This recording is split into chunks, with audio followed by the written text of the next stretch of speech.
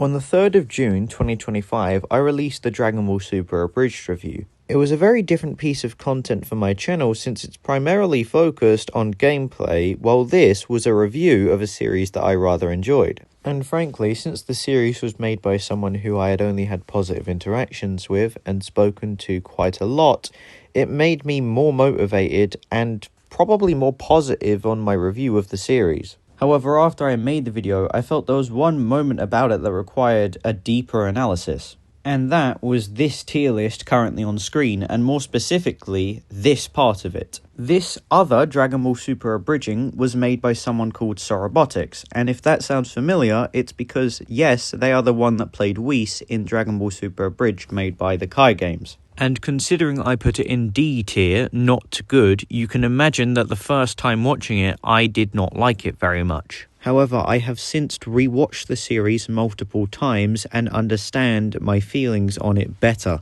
What I liked about it and what I did not like about it. And though what I say in this video may influence how you think about this series, you have to remember this is a comedy series where jokes are subjective and can be funnier to one person over another.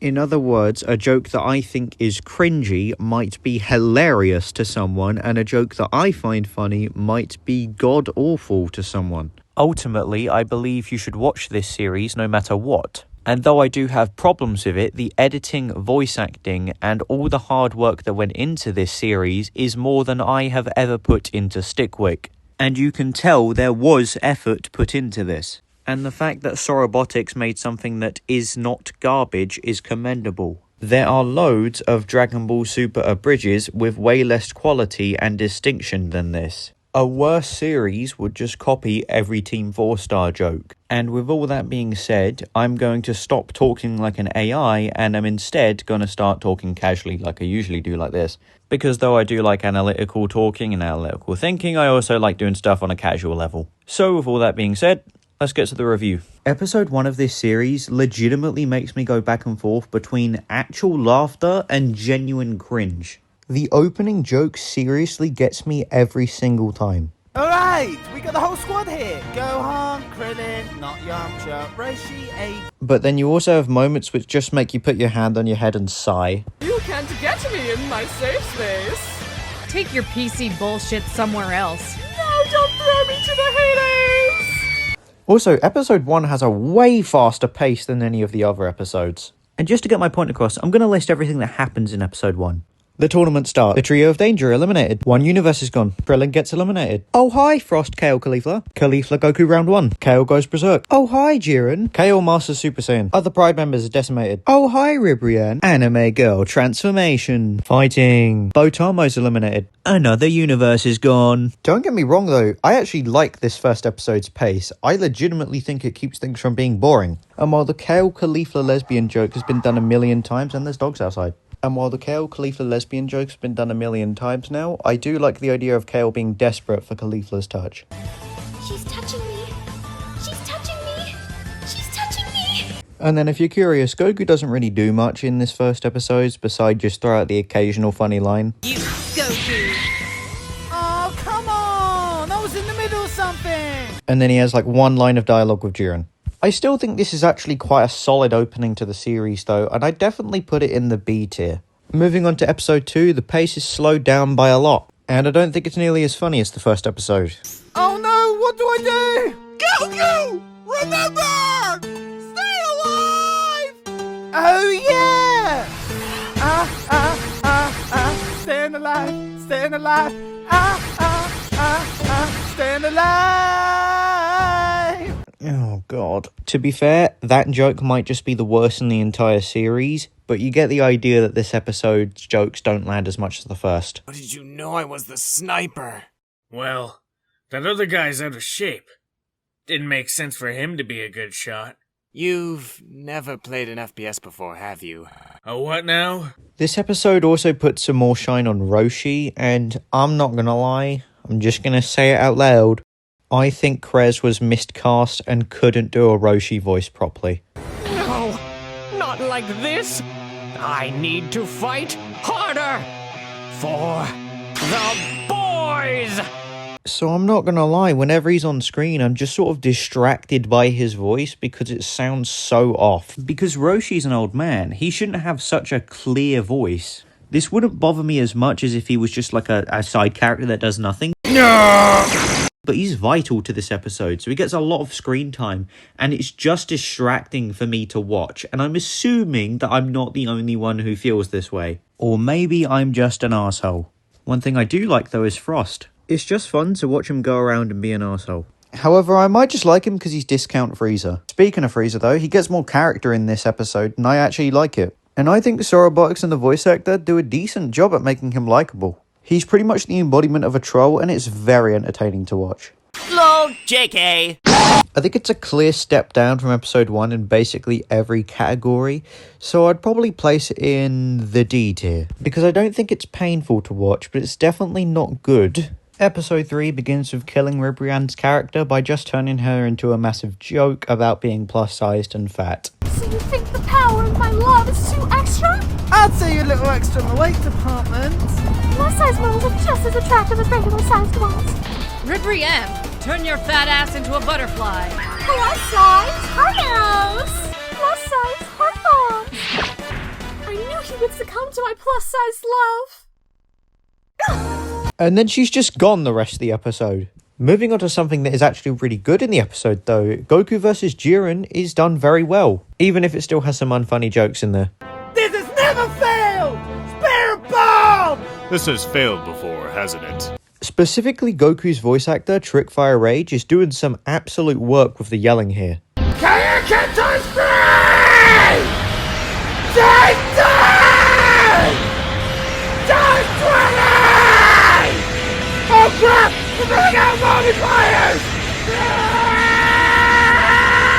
And then I'm glad that Sorabotics decided not to change the Ultra Instinct scene pretty much at all, just changing a little bit when the music cue is, and that is completely fine because the scene by itself is still pure gold. So you know what? Respect on him for not changing it, because Ultra Instinct is really cool. Also, this bit after makes me giggle. What was that power? Not gonna tell you. Just like you did with Super Saiyan 3? You, Kakarot. Hit and Jiren's interactions afterwards are pretty alright, and I like their fight. And then the boy Cabra is finally introduced, arguably my favourite DBS character, I'm not gonna lie. And he's pretty great in TOP Abridged as well. Like I said, we were in the middle of something. Now I'm mad! No way you'll beat me, fatty! I could not tell you why, but the dialogue and the acting just put a big fat smile on my face every single time for literally no reason other than I like how over the top it is and I love his voice. Kale and Caulifla vs Goku round 2 is fine, however I'm just going to let this clip play out here and I want to see if you notice. But you have to admit, your hair is nothing compared to mine, Caulifla. Don't you dare insult her!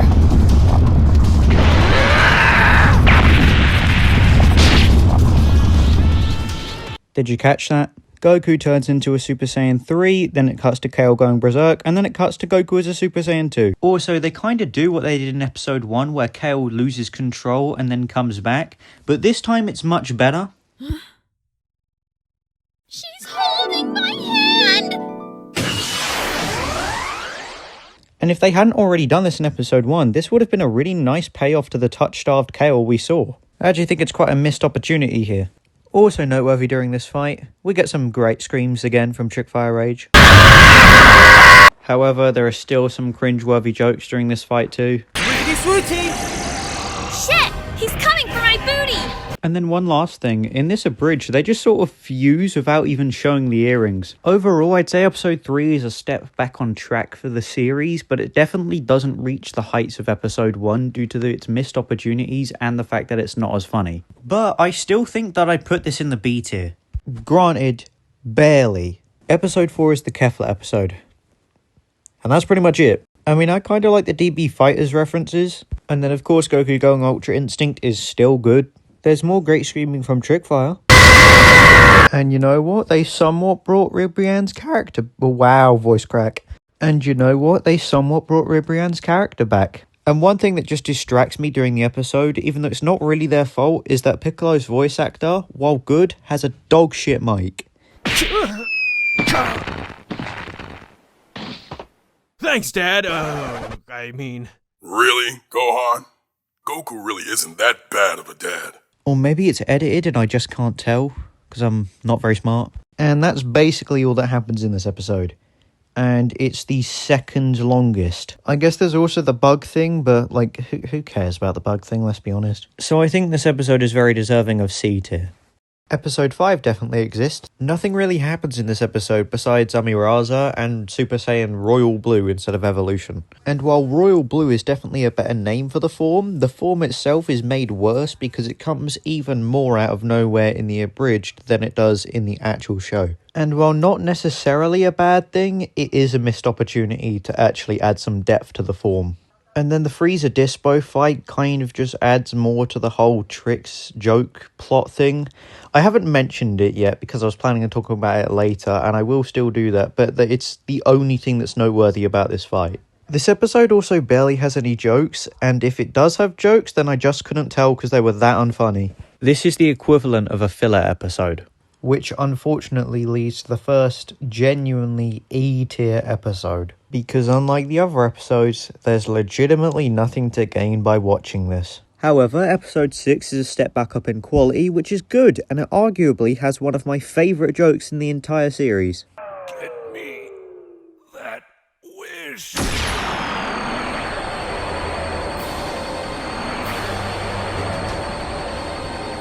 Vegeta! I'll get you that, Tricks. It's the last thing I do. Idiots! I said wish, not tricks!